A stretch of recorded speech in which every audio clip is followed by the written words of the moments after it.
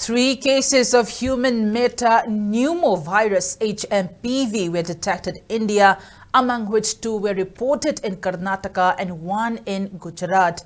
The virus, which is reported to have originated from China, serves a reminiscence of the COVID pandemic, has alerted governments globally, with Beijing raising concerns about surge in respiratory infections that had led to overcrowded hospitals and overwhelmed health systems. The two infants who were reported to have Hmpv are a 3-month-old girl and a 6-month-old boy.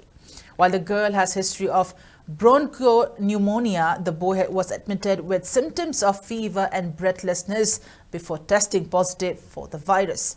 In Gujarat, the virus was detected in a 2-month-old boy who was admitted to a private hospital in Ahmedabad on December 24 with symptoms of respiratory infection. Meanwhile, the Union Health Ministry has remained vigilant and continued to monitor the situation through all available surveillance channels. Moreover, the Indian Council of Medical Research (ICMR) will keep a track on Hmpv circulation trends throughout the year.